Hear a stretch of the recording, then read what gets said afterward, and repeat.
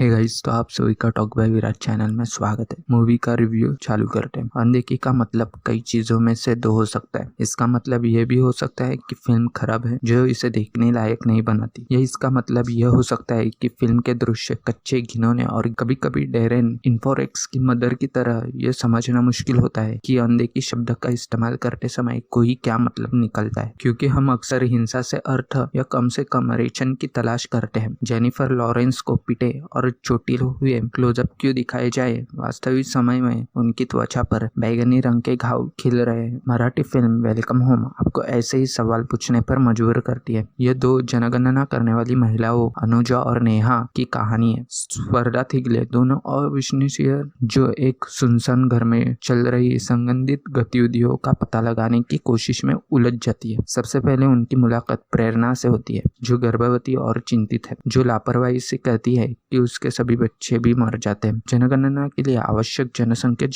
जानकारी लेने के बाद अनुजा और नेहा चली जाती है, लेकिन कुतरती हुई अंतर्ज्ञान उन्हें वापस आने पर मजबूर कर देती है और सब कुछ बिगड़ जाता है। 2 घंटे की यह फिल्म हॉरर से शुरू होती है। बैकग्राउंड स्कोर और तिरछा कैमरा ओवरड्राइव में है, जो लगभग अपनी शैली की घोषणा करता है। मुझे इसकी स्पष्टता से कोई खास परेशानी नहीं हुई, क्योंकि यह प्रभावी थी। इनमें से बहुत से डरावने हिस्से अकथनीय भयावत से प्रेरित है, जिन्हें अभी तक आवाज नहीं मिली है। वे दूसरे भाग में खुद को अभिव्यक्त करते हैं। तब तक फिल्म शैलियों को बदलते देती है। यह अपनी भयावता को छोड़कर खून खराबे में बदल जाती है, लेकिन जो चीजें दोनों को जोड़ती है वह है नारीवादी अंडरस्कोरिंग। अनुजा अपने पिता और मंगेतर से लड़ रही होती है। दोनों ही इस बात पर जोर देते हैं कि वह अपनी नौकरी छोड़ दे। नेहा का एक बड़ा भाई है जो बहुत ही प्रभावशाली है। दोनों का लालन पालन ऐसे घरों में हुआ है जहाँ पिता अक्सर माँ को पीटते थे, और पीढ़ी दर पीढ़ी महिलाओं के लिए प्रतिद्वेष की यह भावना कम नहीं हुई। फिल्म के बीच में जब हॉरर से खून खराबे की ओर बढ़ रही होती है, अनुजा और नेहा इस बारे में बातचीत कर रही होती है कि एक मजबूत महिला होने का क्या मतलब होता है। अनुजा कबूल करती है कि हालांकि उसकी माँ के साथ अक्सर दुर्व्यवहार किया गया,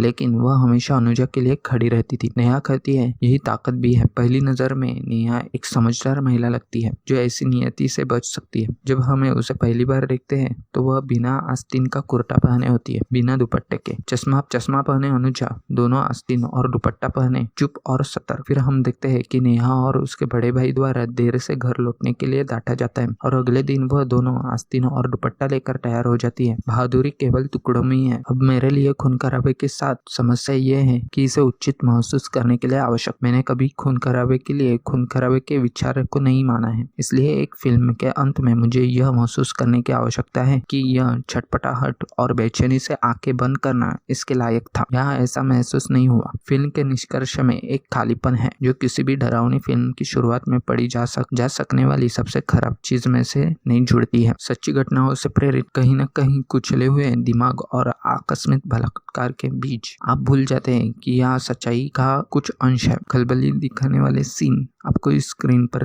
नजर आने वाले प्रदर्शन शैली के अनुरूप है, जो पहले डरावनी और फिर खून खराबे वाली घटनाओं पर प्रतिक्रिया करती है। यह कर्कश नहीं होता, और प्रकृतिवाद की झलक ने मुझे बांध रखा है, भले ही मैं इसमें शामिल न हो। सेटिंग में दिन का उजाला और प्रदूषण को दर्शाने के लिए चमकीले मैरीगोल्ड्स बरकरार है। ज्यादातर डरावनी घटनाएं रात में होती और ज्यादातर खून खराबा दिन के उजाले में होता है। बारिश एक बुरा शगुन है। शैलियों का एक सख्त चित्रण है। एक दूसरे के पैर की उंगली पर पैर न रखने के लिए सावधानी बरती गई है, और यही पर मुझे लगा कि फिल्म अपनी पकड़ खो देती है। सावधानी पूर्वक और धैर्य पूर्वक अपनी खून खराबे वाली कहानी की योजना बनाते हुए यह अपनी डरावनी कहानी को भूल गई, जिसने पहली जगह में फिल्म को रोमांचक बनाया था। मैं चाहता था कि रोमांचक स्कोर द्वारा प्रेरित जंप स्केयर हो। इसके बजाय मुझे कुचले हुए दिमाग, जलती हुई गाय और त्वचा को नोचने के लिए आतुर छुरे का क्लोजअप मिला।